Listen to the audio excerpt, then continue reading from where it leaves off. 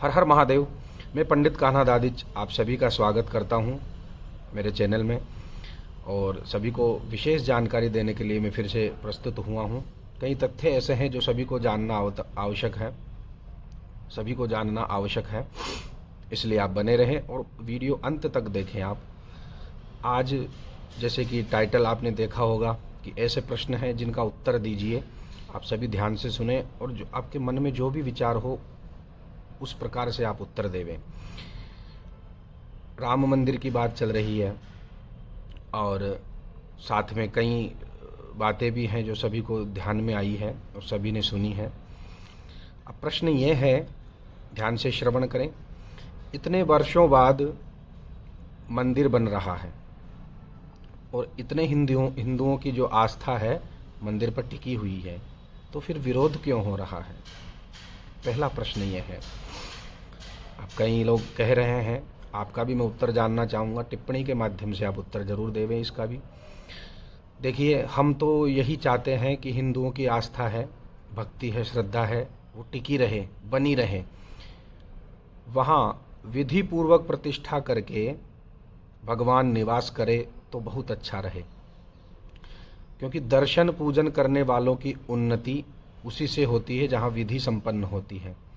भाव भी प्रधान है, हमेशा कहता रहता हूँ, भाव भी प्रधान है, लेकिन विधि भी बहुत प्रधान है, विधि भी बहुत महत्वपूर्ण है।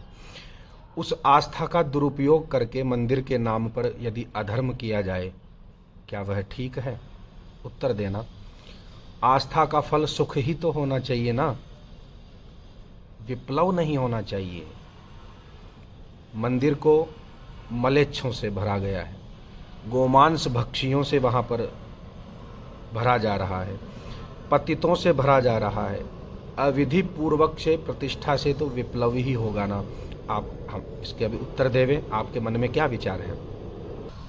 आप अपने मन के विचार भी प्रस्तुत करें। अब प्रश्न कई लोग ये भी कर रहे हैं कि जब सोमनाथ मंदिर टूटा तब कौन से पूर्ण मंदिर बने थे, कौन सी प्राण प्रतिष्ठा हुई थी? ऐसा भी कोई प्रचार कर रहे हैं कि टेंट से सही तो अपूर्ण मंदिर ही ठीक है। उत्तर भी हैं और प्रश्न भी हैं, इसमें आप सभी ध्यान से श्रवण करें कि धर्म से अनभिज्ञ व्यक्तियों को यह पूछना भी चाहिए कि स्वयंभू शिवलिंग की प्राण प्रतिष्ठा कब से होने लगी? सोमनाथ तो स्वयंभू हैं, उनकी कौन सी प्रतिष्ठा? आवाहनम न विसर्जनम। ज्योतिर्लिंग तो साक्षात ही शंकर हैं। धर्म में विधि वाक्यों एवं अविच्छिन्न सदाचार का ही प्रामाण्य है, न कि कब क्या हुआ, किसने क्या किया, ऐसी बातों का। अपूर्ण मंदिर का कुतर्क देने वाले उस कोटि के हैं जो पुराने वस्त्रों के स्थान पर चारों ओर से फटे हुए वस्त्र पहन लेंगे। पहली बात तो यह है कि अभी की प्रतिमा टेंट वाली प्रतिमा से भिन्न है। उस समय व्यवस्था थी, किंतु अभी ऐसी कौन सी व्यवस्था है जो मंदिर देश काल अधिकारी का विचार किए बिना ही आधे कार्य में प्रतिष्ठा करवानी पड़ी? मंदिर पूर्ण रूप से क्यों नहीं बनने दिया गया था? ये प्रश्न है। आप भी सभी श्रवण करें, अपने मन के विचार प्रकट कर सकते हैं। किसी के मस्तिष्क में एक बार भी यह प्रश्न नहीं आया कि मंदिर की प्रतिष्ठा के बाद वहाँ शेष काम जो होगा उसमें क्या अशुद्धता नहीं होगी? अब एक प्रश्न और है, यदि किसी अन्य स्थान पर हिंदू धर्माचार्यों को छत्र, चवर, भगवान के विग्रह, शिष्य इत्यादि को न लेकर आने को कहा जाए तो आप लोग विवाद करेंगे या नहीं करेंगे? अब राम मंदिर के नाम पर वही आदेश संतों को भी मिला था, क्या यह ठीक है? गए भी हैं संत, क्या यह ठीक रहा? क्या ये ठीक रहा? क्या प्राचीन समय में संतों को इस प्रकार से नियमों में बांधकर, अपने निज नियमों में बांधकर अपने मन के अनुसार चलाकर ठीक होता था? नहीं होता था। क्या आज ये ठीक है?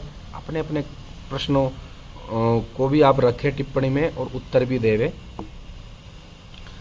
अब मैं आता हूँ आगे प्रश्न पर। अब शंकराचार्य जी के ऊपर भी विवाद उठ रहा है, जो धर्म में सबसे उच्च पीठ पर हैं, बहुत विद्वान हैं, जिनके बारे में आप जानते हैं या नहीं जानते हैं ये मुझे पता नहीं, लेकिन आपको जानना चाहिए। उनके प्रश्नों को, उनके उत्तरों को, उनके प्रवचनों को आपको सुनना चाहिए। इतनी सरलता से, इतने अच्छे तथ्यों से वो समझाते हैं कि शायद ही कोई समझा पाए। पूछते हैं कि अब पूछा जा रहा है आप सभी से या हमसे कि तुम्हारे आरएसएस, वाजपेयी या फिर भाजपा सरकार या कांग्रेस सरकार या अन्य पार्टियां जो भी हैं, ये सब क्या कर रहे थे? शंकराचार्यों के रहते तो मंदिर 30 वर्ष पहले ही बन गया होता, यदि शंकराचार्य जी ने हस्ताक्षर कर दिए होते। उनसे कहा भी गया था 65 लाख रुपए आपको दिया जाएगा, आप हस्ताक्षर कर दीजिए, लेकिन उनका एक ही विरोध रहा है कि मस्जिद नहीं बननी चाहिए। यदि राम मंदिर बन रहा है, हस्ताक्षर मेरे से करवाना चाहते हो तो मुझे कोई धन की आवश्यकता नहीं है, मैं तो तपस्वी हूँ, योगी हूँ, सन्यासी हूँ, मुझे धन की क्या लालच दे रहे हैं? यदि मुझसे हस्ताक्षर चाहते हैं तो मस्जिद हटाकर मंदिर बनाइए, या मस्जिद ना बने तब मंदिर बनाइए, वरना उसी समय बन गया होता यदि वो हस्ताक्षर कर दिए होते तो। उस समय तो उनसे सब कुछ पूछा जा रहा था, अब क्यों नहीं पूछा गया? अब क्यों नहीं उनकी बात मानी गई?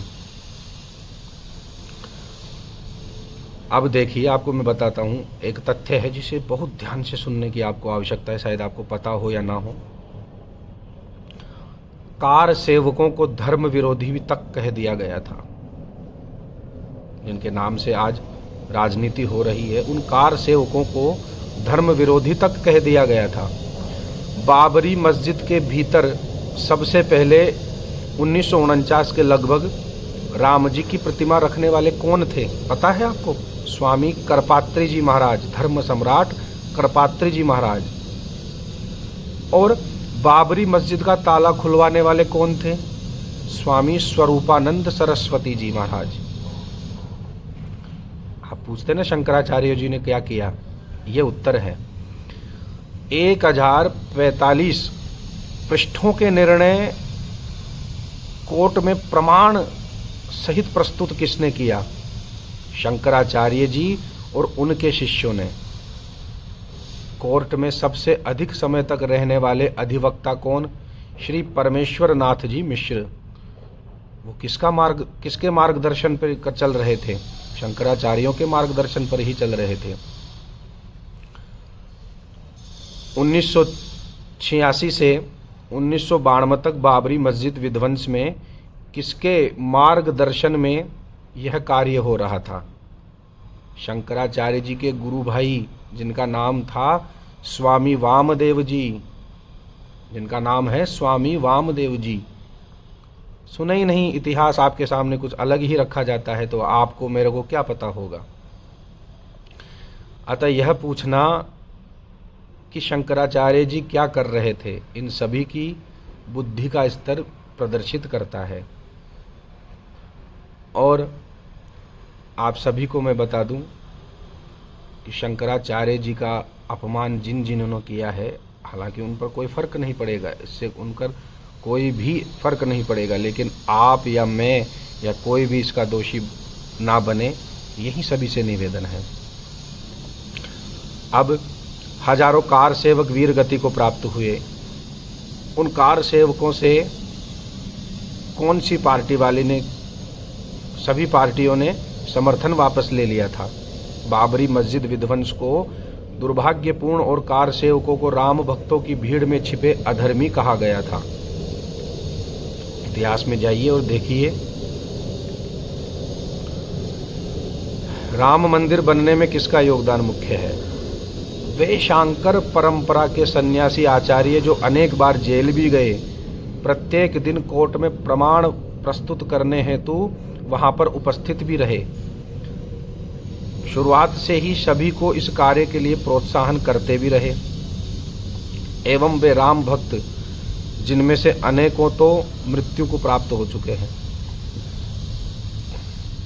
अब राम भक्तों पर गोलियां चलवाने वाले उन्हें जेल में डालने के बजाय उन्हें पद्म विभूषण, पद्मश्री दिया जा रहा है, पद्मश्री दिया जा रहा है।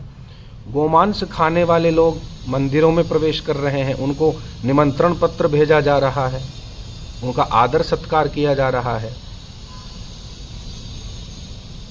एक और है उसमें म्लेच्छ, जो पूर्ण रूप से बाबरी मस्जिद का समर्थक था, उसको क्यों प्राण प्रतिष्ठा का निमंत्रण दिया गया है? वे इसके अधिकारी हैं या इसके अधिकारी थे वो? नहीं। प्रश्नों का उत्तर जरूर दीजिएगा। अन्य दिवसों पर तो आप सभी अन्य धर्मों को आने का विरोध करते हैं, लेकिन इस बार क्यों नहीं किया गया?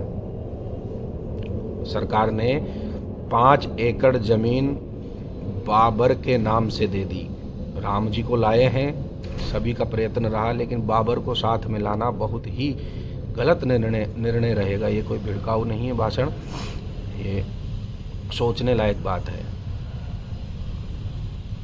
राजा और आचार्यों में आचार्यों का पद श्रेष्ठ होता है। ये 5 साल के सेवक सरकारें, ये तो राजा भी नहीं है, 5 साल तक रहता है इनका, फिर आते हैं, फिर चले जाते हैं, फिर रहेंगे।